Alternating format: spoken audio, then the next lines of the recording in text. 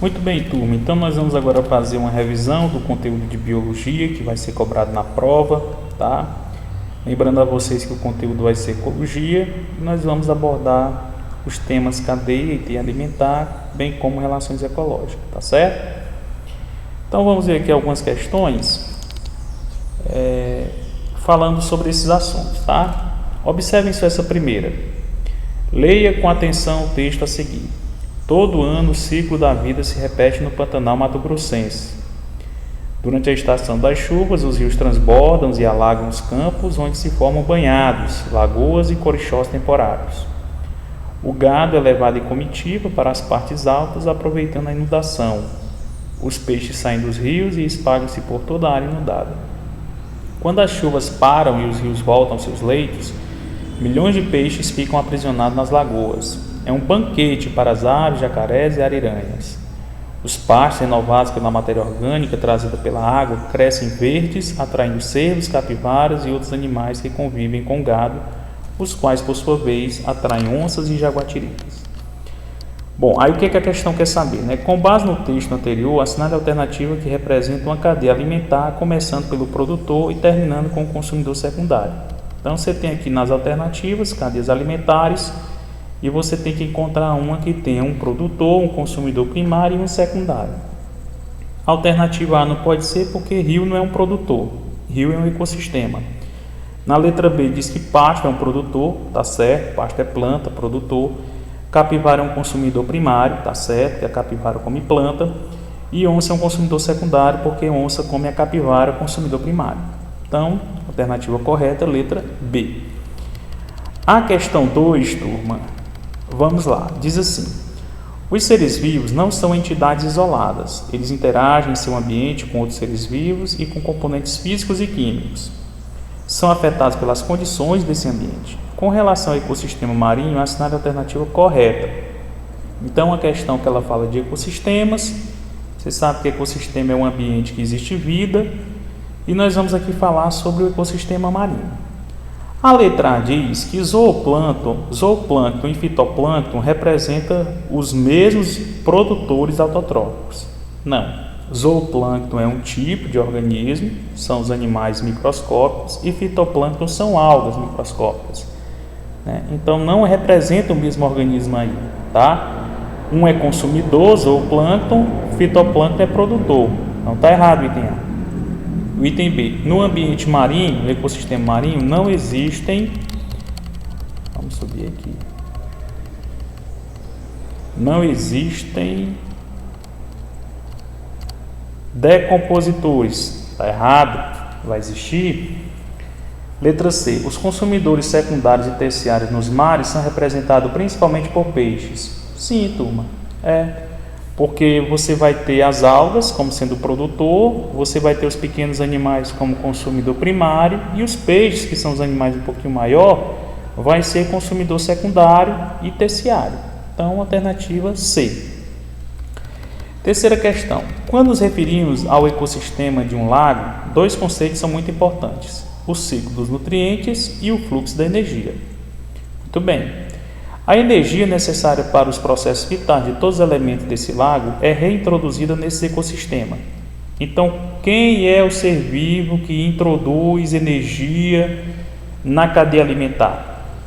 Todos nós sabemos, pessoal, que quem vai transferir energia na cadeia alimentar é o produtor, tá? O produtor, representado pela planta, é o único ser vivo capaz de pegar a luz do sol e transformar aquela luz do sol em um alimento energético, que vai servir para todos os consumidores que vierem na frente, tá? Então, a alternativa correta para essa questão é o processo fotossintético que os produtores fazem. Através do processo fotossintético é que a energia ela é introduzida na cadeia alimentar, tá? Então, letra B. Quarta questão. No Pantanal existe um grande número de ecossistemas aquáticos formados por rios, lagoas e áreas inundáveis. Dá-se o nome de fitoplâncton à comunidade de algas microscópicas que crescem abundantemente nesses ambientes. Esses organismos exercem em seus ecossistemas a função de quê? Bom, as algas, pessoal, elas são fotossintetizantes, elas com certeza vão exercer a função de produtores nos ecossistemas aquáticos. Então a alternativa aqui seria produtores primários, tá certo? Quinta questão. As cadeias alimentares mostram as relações de alimentação observadas em um ecossistema. Sobre as cadeias alimentares, marque a alternativa correta. Letra A. Nas cadeias alimentares observa um fluxo unidirecional de nutrientes e de energia. As cadeias alimentares sempre se iniciam com os decompositores. Consumidor secundário são os herbívoros. Nas cadeias alimentares, o mesmo organismo ocupa diferentes níveis tróficos. Na cadeia alimentar, os organismos heterotróficos são chamados de produtores. Ora, turma, alternativa correta aí, com certeza, e aí tem A, né? Porque na cadeia alimentar, você tem apenas uma direção ali de energia e matéria, passando do produtor, passando pelos consumidores e terminando com os decompositores que reiniciam, né, o ciclo da matéria, certo? Então, o fluxo é unidirecional na cadeia alimentar. A letra B dizendo que começa pelo decompositor não é correta, é pelo produtor. A letra C dizendo que um herbívoro é consumidor secundário, não. O herbívoro come planta, consumidor primário, se alimenta de produtor. A letra D dizendo que um componente na cadeia alimentar pode ser mais de um nível trófico, não. Isso pode até existir numa teia alimentar, mas numa cadeia alimentar não. E a letra E dizer que o produtor é um heterótrofo, também está errado, então seria a letra A. Na cadeia alimentar, o fluxo de energia e matéria vai ser unidirecional, começando no produtor, finalizando no decompositor, tá? Questão 6. As cutias, pequenos roedores das zonas tropicais, transportam pela boca as sementes que caem das árvores, mas em vez de comer, enterram-nas em outro lugar. Esse procedimento lhes permite salvar a maioria de suas sementes enterradas para as épocas mais secas, quando não há frutos maduros disponíveis. Cientistas descobriram que as cutias roubam as sementes enterradas por outras, e esse comportamento de ladruagem faz com que uma mesma semente possa ser enterrada dezenas de vezes. Então vocês entenderam o texto, né? A cutia pega uma semente, não come, enterra para usar em outro momento, aí vem outra cutia e pega aquela semente, enterra, e assim fica uma roubando de outra. Que relação se observa aí? Seria uma relação de sinfilia? Não. Sinfilia é o mesmo que esclavagismo, é quando o animal mantém outro escravo dele. Aqui não existe essa relação de escravidão aqui entre esses animais, né? Existe um caso de predatismo aqui? Não, porque predatismo é quando o animal mata e come outro. Parasitismo? Também não. Uma competição? Sim, ali existe uma competição pelaquela semente, né? Uma roubando da outra. Então a alternativa aqui seria competição. Sétima, um alimento orgânico deve apresentar em sua embalagem o selo de uma instituição certificadora.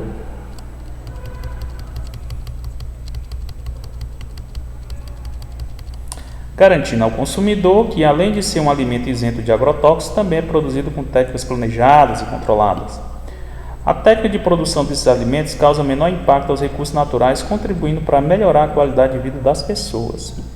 Nesse sistema de produção de alimento vegetal, o controle de insetos é manejado por meio de quê? Então, um alimento sem agrotóxicos, como é que eles fazem o controle de pragas ali dos insetos? Seria pela prática da adubação? Não tem nada a ver. Seria pelo emprego da compostagem? Também não. Seria pelo controle de irrigação do solo? Também não. Por uso de sementes inoculadas com a bactéria Rhizopus? Não. Pela utilização de predadores naturais? Sim, uma vez que eu não vou usar veneno, eu vou usar um predador natural daquelas pragas, tá? Então seria esse o mecanismo apropriado para essa técnica. Oitava, pesquisadores descobriram que uma espécie de abelha sem ferrão nativa do Brasil, a mandaguari, cultiva um fungo nos ninhos dentro da colmeia.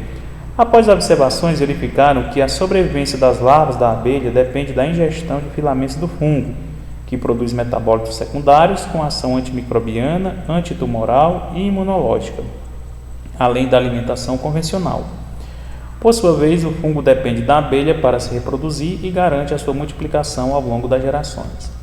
Então, a questão está dizendo aqui, né, que a abelha ela depende muito de um fungo, essa abelha, porque a larva da abelha come esse fungo, tá? Aí a pergunta é a seguinte: o uso de um fungicida ocasionaria a colmeia dessa espécie o quê? Então, se eu eliminasse o fungo, o que poderia acontecer com a população de abelhas? Haveria um controle de pragas aí? Não, porque você não está acabando, a abelha não é uma praga, né?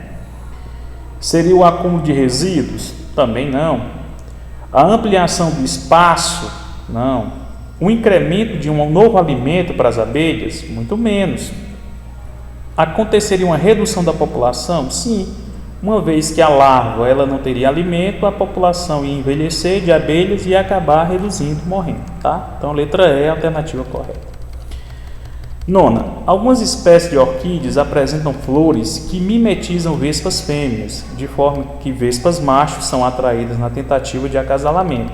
Ao chegarem às flores, os machos frequentemente entram em contato com o pólen da flor, sem prejuízo de suas atividades. Contudo, como não conseguem se acasalar, esses machos procuram novas fêmeas, podendo encontrar novas flores e polinizá-las. Essa interação ecológica pode ser classificada como o quê? Então, você tem aí uma relação de uma abelha com a flor, né? De uma vespa com a flor, perdão, onde nessa relação a vespa ela não perde, só quem ganha aí é a flor da orquídea, que tem seu pólen transportado pela vespa, tá? Então, que relação é essa onde a flor se beneficia e o inseto não é prejudicado, nem tampouco beneficiado? Seria o comensalismo, turma. Tá? No comensalismo é a relação onde um se beneficia e o outro não é prejudicado, nem tampouco beneficiado. Tá? Então, alternativa aí, comensalismo. 10ª e última, uma nova estratégia para o controle da dengue foi apresentada durante o Congresso Internacional de Medicina Tropical, no Rio de Janeiro, em 2012. O projeto traz uma abordagem nova e natural para o combate à doença e já está em fase de testes. O objetivo do programa é cessar a transmissão do vírus da dengue pelo Aedes aegypti a partir da introdução de uma bactéria, a Wolbachia, que é naturalmente encontrada em insetos nas populações locais de mosquitos. Quando essa bactéria é introduzida no mosquito Aedes aegypti, atua como uma vacina estimulando o sistema imunológico e bloqueando a multiplicação do vírus dentro do inseto. Então, muito interessante aqui essa descoberta, né? Uma bactéria que faz o inseto aumentar a imunidade dele e combater o vírus da dengue, fazendo com que ele não seja mais um vetor desse vírus, né? Mas o que a questão quer saber é qual é o conceito fundamental relacionado a essa estratégia, né? Será que o texto aqui está falando de uma clonagem? Não. Clone é quando você cria uma cópia de um organismo. Será que o texto está falando de um mutualismo? Também não, porque mutualismo é quando dois organismos eles vivem juntos se beneficiando. O texto está falando de um controle biológico? Sim, está falando de um controle biológico, uma vez que a gente quer diminuir a população de vírus ou até extinguir de uma vez o vírus do mosquito. Então, seria um controle biológico, tá? Não seria transgênese, nem tampouco parasitismo. Muito bem, turma. Então, de uma maneira rápida, né, e bem objetiva, a gente revisou esse conteúdo de ecologia, já era um conteúdo que vocês viram. Eu só espero que vocês façam uma boa prova, tá bom? E que recuperem suas notas se assim precisarem, tá bom? Então, um abraço a todos e uma boa prova.